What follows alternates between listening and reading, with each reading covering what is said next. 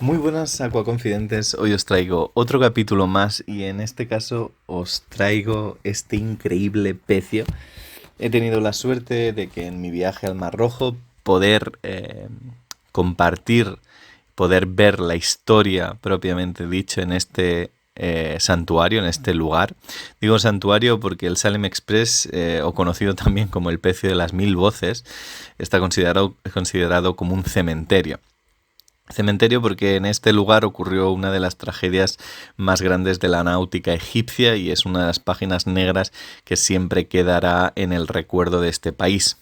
El Salem Express, el 15 de diciembre de 1992, fijaros, es un barco de casi 100 metros de eslora, es increíble cuando estás descendiendo por el cabo.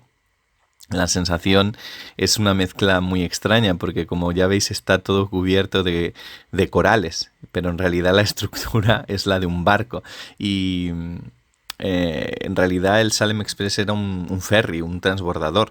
Lo que hacía era el trayecto desde Jeddah, que es la parte de Arabia Saudita, ya sabéis que allí está la Meca, y Safaga, son unas 36 horas de navegación entre puerto y puerto, dependiendo del recorrido, porque luego también subía arriba al canal de Suez. Y, y la verdad que ocurrió la tragedia a eso de las 11 de la noche, el 15 de diciembre del 91, donde un temporal hizo que chocara contra el arrecife Hitman. Luego os explicaré cositas de esta historia, porque al fin y al cabo siempre cuando ocurren las tragedias, al fin y al cabo son un montón de circunstancias que acaban haciendo que las historias personales y etcétera, pues valga la pena recordarlas, ¿no? Y esta inmersión, más que una inmersión lúdica de visitar un pecio, es una oportunidad de honrar y recordar a esas víctimas. Como ya veis, dentro de la cubierta, el pecio reposa sobre estribor, cayó hacia la izquierda, y como ya estáis viendo, todo lo que es la parte del fuselaje exterior está cubierto pues por un montón. Esto de aquí son Acanthurus de los Gams o de los Nigrofuscus y tal, son muy negros. Muchas veces me sorprende, ¿no? Porque los cebrasomas, por ejemplo, los Desjardinis, que en acuario los vemos con mucho colorido, cuando estamos aquí en el Mar Rojo, están como más, son mucho más grandes y están como mucho más apagados. Dentro de estas zonas que parece que a lo mejor sería como raro encontrar peces y vida, realmente ahí podemos ver a través de las ventanas la parte interna del barco. Luego penetraremos dentro de él, así que lo veréis por dentro. Lo veréis por dentro también. Fijaros ahí el Cubicus, esto fue muy curioso porque perdón, el Ostración Cyaneus, el que es de color azul, los peces cofre, los famosos peces cofre, o ahí los caetodones, que en este caso el caetodón era un Austriacus, qué maravilla de peces mariposa. Pero sin embargo, pues también encontramos un montón de peces ángel y encontramos un montón de damiselas que luego más adelante os voy a enseñar. Dentro de esos corales encontramos corales pétreos, algunos de ellos deteriorados, pero también algunos con muy buena conservación. Lo que habíamos hecho al principio era descender hasta la parte del fuselaje de la izquierda, porque digamos que está de lado, el pecio recosta sobre una en la parte derecha, perdón, y ahora estamos, digamos que en la parte de abajo. Esta parte es en la cual ahora veréis las hélices, aquí están, y en estas hélices es donde la verdad están también súper bien conservados. La profundidad en estos puntos, en la hélice, esa es la de la izquierda, y ahora veréis la de la derecha, que es esta de aquí. En estos puntos hay de profundidad máxima 28 metros y en la parte del fuselaje hay unos 12 metros. Por lo tanto, también da bastante rabia que realmente al hundirse a 12 metros, eh, pues hubiesen tantas víctimas. Ahí vamos, digamos que lo que hacemos es vamos por la parte del lateral y luego aquí descendemos hasta la parte de abajo. Volviendo un poco también a la historia de este lugar, decir que sorprendentemente hubieron unas casi 1000 víctimas, aunque sin embargo el gobierno finalmente lo que hizo fue únicamente contabilizar las víctimas que tenían boleto, que tenían ticket, que tenían la tarjeta de embarque, y en eso que finalmente se acabó contabilizando 470 víctimas. Pero sí que es cierto que dentro de la cultura egipcia, que muchas veces pues acaba pues eso, sobresaturando el barco, y era un barco que iba extremadamente lleno tanto de personas como saturado de mercancías. Hay que decir que lo más digamos escabroso, lo más trágico de la historia es que realmente la vuelta de este ferry, el ambiente era un ambiente festivo, era un ambiente de vuelta a casa, de vacaciones. También había un grupo de 150 personas que habían ido expresamente a la Meca y estaban volviendo. Y dentro de todo la sensación que se tiene buceando es que era un lugar que había mucha gente y que en un momento dado se ha parado el tiempo. Y esto lo vemos, ahora lo veréis, ahora estamos penetrando internamente en uno de los pasillos principales. Lo veréis porque dentro del suelo y dentro de toda el recorrido pues hay mantas, hay muchísimos juguetes, porque había muchos regalos de la gente que volvía para sus hogares. Había colchones, había motocicletas, habían radios, porque realmente era un ambiente de vacacional, un ambiente de vuelta a casa, de reconciliarse, de traer regalos, de festividad. Y cuando ocurre todo esto, eso de las 11 de la noche en el barco, mucha de esa gente está durmiendo, mucha de esa gente pues está descansando, y es como que todo sucede tan rápido que es que no da tiempo ni a evacuar nada, ni a cambiar nada, ni a hacer nada. Muchas de las víctimas de este lugar se encuentran todavía en sus camarotes. En el momento en que el barco choca, la carga se desplaza y comienza el hundirse. En ese momento también muchas de esas víctimas quedan atrapadas por el peso de las cargas, etc. Y a pesar de que muchas de ellas se han recuperado los cuerpos y se han honrado y enterrado los cuerpos, hay todavía en este lugar, por eso se considera un auténtico cementerio submarino, encontramos personas que todavía están en esos camarotes y que yacen, fijaros ahí la muñeca, y que yacen en ese sitio, ¿no? Esas zonas obviamente no son visitables, y el gobierno trató de sellarlas. Hay zonas en las cuales no se puede acceder, tanto por respecto a las víctimas como por seguridad. Al caer de lado, la carga se mueve, y al moverse hace imposible que las labores de rescate de cuerpos se puedan recuperar. Por lo tanto, quedan ahí en ese lugar. Es por eso que cuando uno, como estáis viendo, ve las ruedas de las motocicletas, las maletas, los zarcillos de colchones, las fotografías, los pasaportes, realmente entiende la magnitud de la tragedia y de lo que sucedió en este lugar.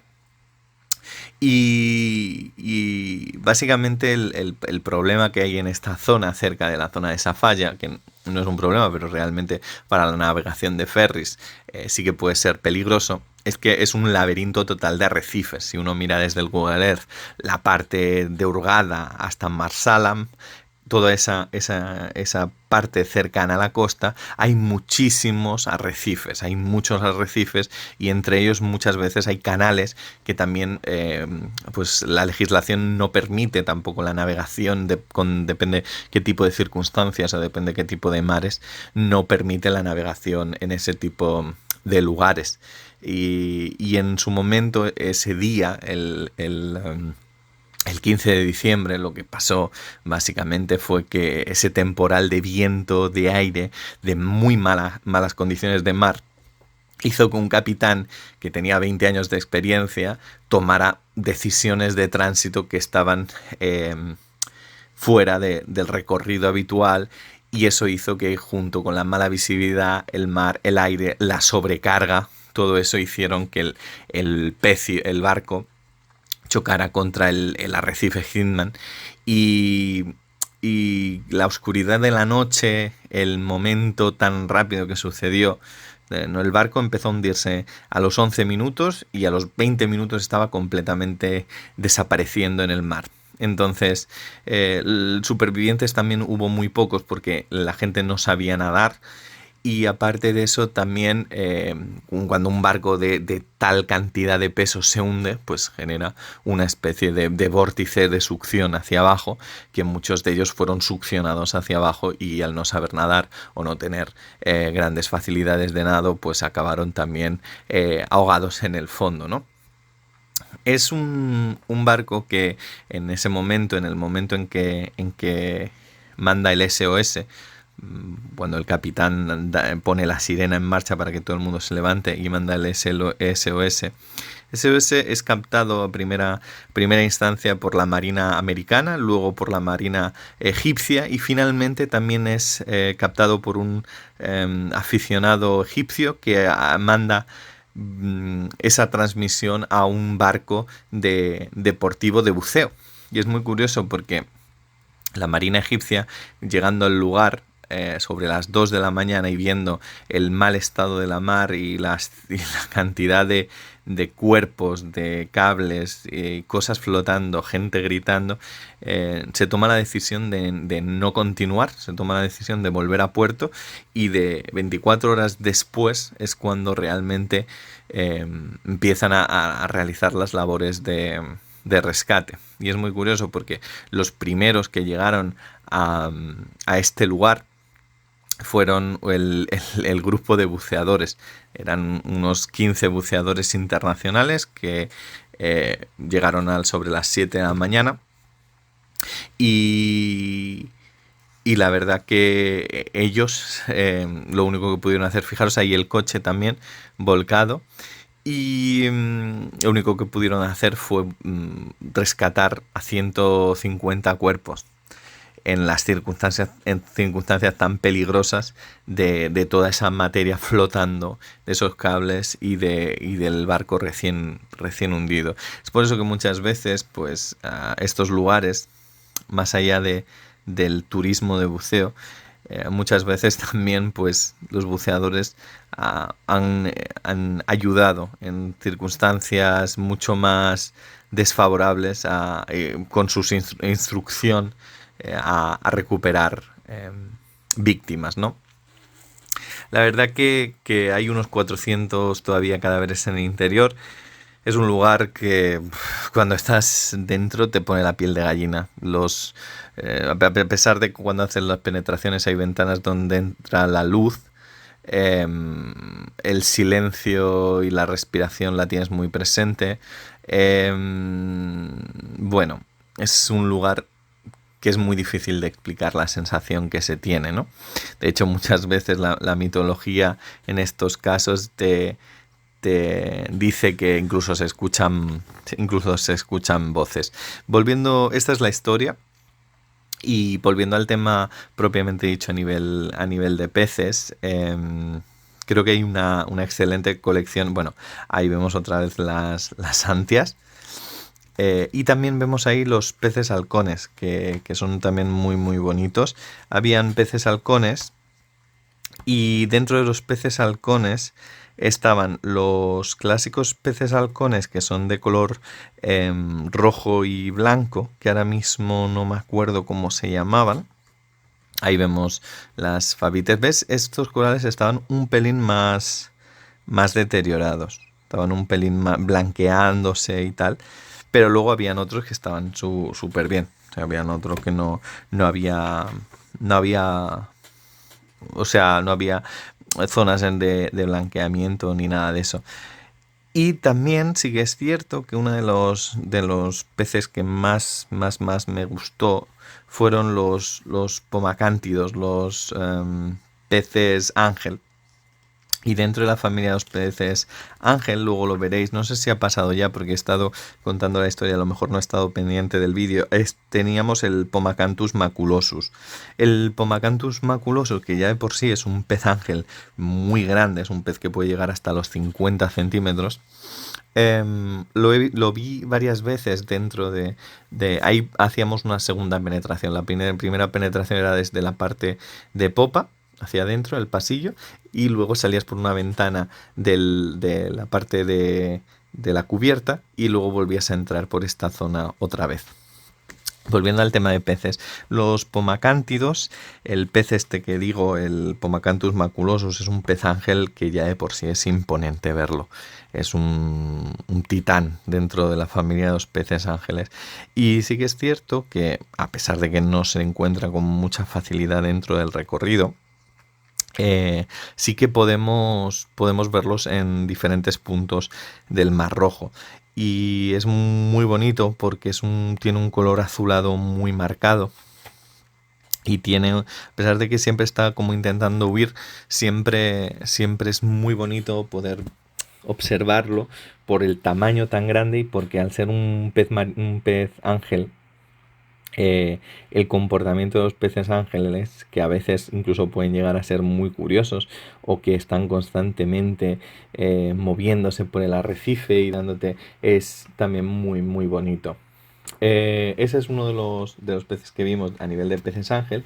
Y luego también están los Pigoplites diacanthus, que a nivel de peces ángel también para mí es súper bonito poder verlos. Los Pigoplites son estos peces ángeles que tienen como un montón de colores, rollo a naranja, tienen rayas azules, tienen rayas negras. Luego lo veréis más adelante, porque creo que a medida que vaya avanzando el vídeo creo que aparecen y, y ya lo estáis viendo.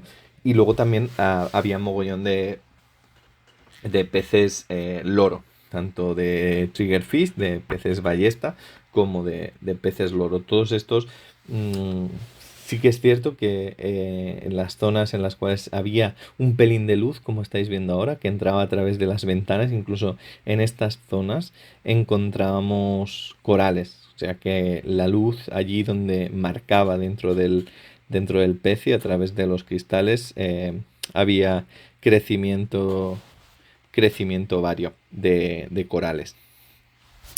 También decir que cuando estás buceando por el pecio, hay varias cosas, hay varios lugares en los cuales se estrecha un pelín, como estáis viendo, y hay bastante cableado y hay bastante runa en la parte de abajo. Por lo tanto, también no había mucha sedimentación, porque es un pecio que sorprendentemente me llama mucho la atención de que esté bastante nuevo, o sea, que realmente para ser del 91 y de tener 30 y pico años, se conserva muy bien. Eh, Supongo que también al estar tan poco profundo y al no haber grandes corrientes en estos lugares, pero está al lado del arrecife, hace que sea tan espectacular la buena conservación que tiene este lugar, ¿no? Ahí estoy yo saliendo por, por la abertura. Y como ya veis, es incluso en cualquier lado en los cuales mires, ves claramente, ves claramente los corales. Ahí estaba mi compañero buceando también a través de esas ventanitas que estaban en los laterales.